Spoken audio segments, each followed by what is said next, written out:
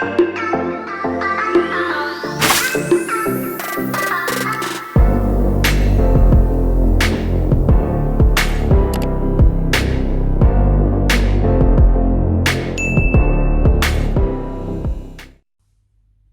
all, it's me Gemma, and in this video we are going to be doing what I have been referring to as the world's vaguest TBR. Now, if you've watched any of my videos at all, you'll probably know that I am a mood reader and I have stopped setting myself monthly TBRs because I never stick to them. I do watch people's TBRs, people like Penny at Lethal Lime does really good TBRs for her challenges, for her monthly reads, and she also has the TBR machine, which I think is great, and I totally admire the way that she reads, because she manages to read things that she, you know, says at the beginning of the month I'm going to read. But I just can't do that unless I have like nose to the grindstone doing a challenge or a readathon. It's not happening. So I decided today what I would do is just talk about the books I want to get read, get off my TBR before the end of the year. Some of them are physical books, some of them are ebooks, some of them have been on my shelves for months and months, and some of them are pretty new releases. So I'm just going to start off with the physical books first. And first of all, I want to read With the Fire on High by Elizabeth Acevedo. And the reason is I really was looking forward to the release of this book, and I waited very patiently for the UK release of the paperback.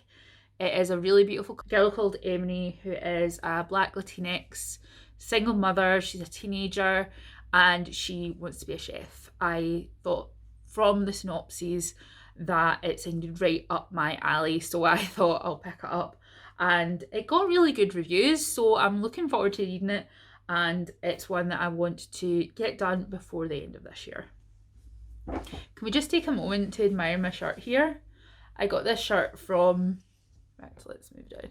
I got this shirt from Shein, and it has dinosaurs all over it, little stegosaurs, and also dinosaur footprints, skeletal footprints. I think it's great. So I just, noticed my shirt in the viewfinder and was like, I really love this shirt. And next on the list we have Dark Dawn. I pre-ordered this baby. I've been looking forward to it since I finished God's Grave, but I have a really bad habit of putting off reading the last books in series, maybe because I just don't want them to end. Look at the inside of this, look at Mr. Kindly. And he goes all the way around the back. Really beautiful edition. I really should read it. I want to read it before the end of the year, so I can find out what happens to Mia before anyone spoils it for me, because I know the longer I put it off, the more chance there is of someone spoiling this for me. So it's like, just do it, Gemma, just do it. Now, this is one that I feel sort of vaguely guilty about, and it's Kingdom of Copper by S.A. Chakraborty. Now, the reason that I feel slightly guilty is because I find City of Brass to be very slow. It picked up a lot at the end, it whizzed through the last 100 pages, but I found the rest of it very slow. I picked this up because I felt I really should give the story a second chance, but I've kind of been putting it off because I'm just afraid that it's going to start off as slow as the other one did.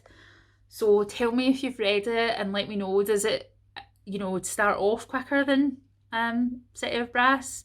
I really liked Nari as a character, and I really do want to continue the story, but I just found it so slow. So let me know if the pace is a little bit quicker in this one. Now, the next one I want to get read before the end of the year is The Tiger's Daughter by Kate Arsenal Rivera. Again, I've had this on my shelves for a long time. I've been putting off reading it. I know the next one's out. It's, you know, I'm going to enjoy it. I know I will. But I just keep not picking it up, so it's going in the pile, and it needs to get read before the end of this year so that I can read the next one. Okay, now this is one that's been following me around since I started BookTube, and that is Siege and Storm by Leigh Bardugo. I read the first book in this series way back a few months ago and really liked it, but I had some spoilers come my way and I didn't like them, so I kind of put off reading it. But I have been told that this is worth reading. The Netflix TV series is coming out. Ben Barnes has been cast as the Darkling. I am all over that, so I need to read it, and I need to also read the last one, Ruin and Rising, to find out what happens so that I can be just as excited about the TV show as everyone else. Now this is one, again, that I should have read already, and it's the 5th season by N.K. Jemisin. This one has a sort of post-apocalyptic earthquake magic. I know it's got bisexual characters, I know it's got a polyamorous relationship, and from everything that I've heard, it should be one that I really like. It was also a Hugo Award winner 2016, and N.K. Jemisin's work has won loads of awards. I also follow her on Twitter and she's really, really awesome, so just read it and then I can read the other ones. You know, what I'm trying to do is to get, if I have series on my bookshelf that have unread volumes, I want to read them. I want to get them finished so that I can move on for next year. So bearing that in mind, the next one I have to read is The Heart For Jarett by Rin Chipeko. I mentioned this in my end of year book tag. I just love this cover so much. I think it's probably one of my favourite covers of the year. Just stunning.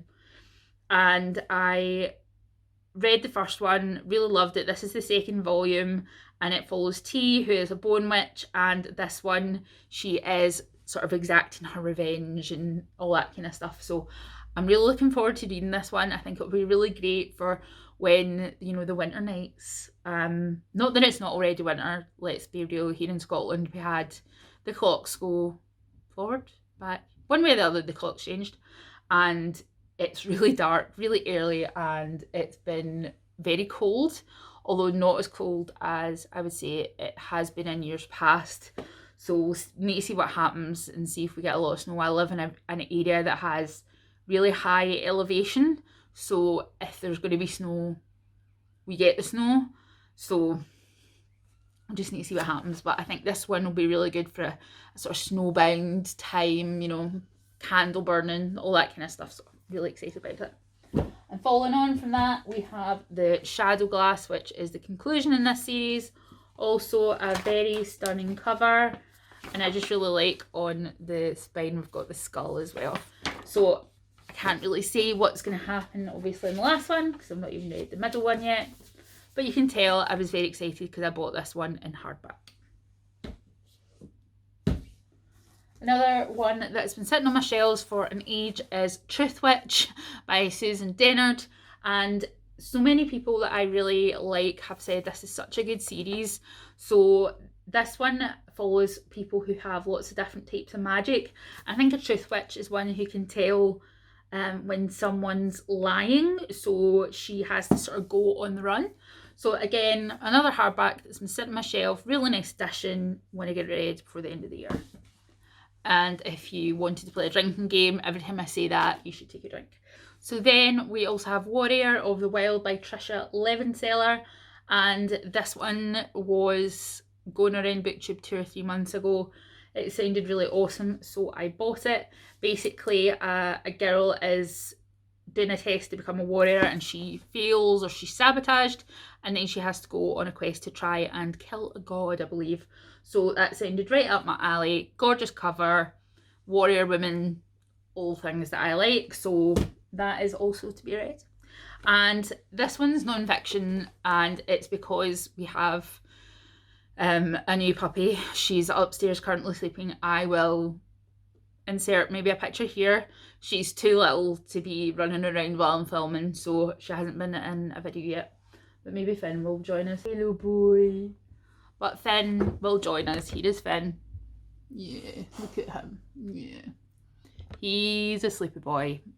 So he has a new sister. Sorry for the changing angle there.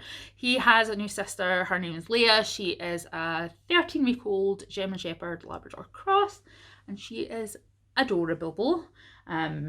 She has a little ball of fire though, and she chases him around and hangs off of his face with her teeth. So I'm just giving him a bit of peace just now as well while I'm doing the video.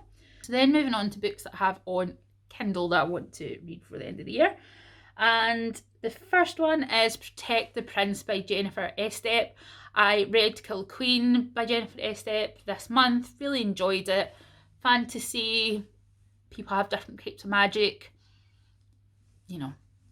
There's nothing out of the ordinary about it. It's just really well written and I really like the characters, so I'd like to carry on with that. Again, that's the second in a series. I'd also like to read The Turn of the Key by Ruth Ware. This one has been going around at BookTube. People like Books and Lala, loads of other people have been really liking it. And I, again, want to read it before spoilers come about. So as far as I know, it's set in Scotland, which is cool. It was actually funny, someone on Twitter was saying that, I think it was Sydney, was saying that the Scottish character kept apologising for swearing, and I was like, what? For most Scottish people, swearing is like just a part of their vocabulary. So that made me laugh. So I'll be interested to see what happened to that. It's supposedly like one of the best thrillers of the year. I'm also reading The Summer Children, The Collector Series Book 3 by Dot Hutchison. I read The Butterfly Garden and the second one, which name I can't remember, earlier on in the year. Really great thrillers, some of the best thrillers that I've read this year. And it followed a sort of evil man a really rich evil man who builds his own sort of harem, where he keeps girls captive and tattoos them with butterflies. It was really good. It was really like extreme. And this is number 3. I'm reading this one at the moment, so I'm kind of 20% in just now, so I'll probably finish this one today so I can cross the first one off my TBR. And you can see I'm using my iPad here. I want to read Serpent and Dove by Shelby Mahurin. And this is a sort of fantasy romance one that's been going all around BookTube. You've probably heard of it already. But basically a witch and a witchfinder have to enter an arranged marriage. Sounds good to me. I also want to read Calculating Stars by Mary Robinette Cowell, which is basically if the space race had never ended and there are lady astronauts in it. That's basically what I know. And that was enough to sell me. So I am going to be reading that soon. I like to read on my Kindle at night time because my husband generally goes to sleep earlier than me and I need something that's backlit because I can't really have a big light on. So I want to try and get all of these read before the end of the year. I think it's perfectly doable and it also gives me a bit of wiggle room to read other things as they crop up. I have some history books that I've got on order, just things that came up in podcasts and stuff that I thought, oh, that would be interesting to read a longer book about, so I'll probably read them as well. And I also use Scribd to read a lot of true crime. They've got really good true crime books on Scribd. I would say it's better for true crime than Kindle Unlimited. I've had both, but I find that I use Scribd more than I used Kindle Unlimited. So that is that. So that is all the books, like I say, that I want to get read before the end of the year. I may make a video about some reading plans for 2020. Obviously, coming up to the end of the year, there'll be all the top 10s, you know, the ones we liked, the ones we didn't like, what we're looking forward to, all that kind of stuff. And I always really like, you know, watching all those kind of videos as well. And I also might do one on, you know, my top films and things like that as well, sort of non-bookish media as well. So that is it from me today. Take care. Bye bye.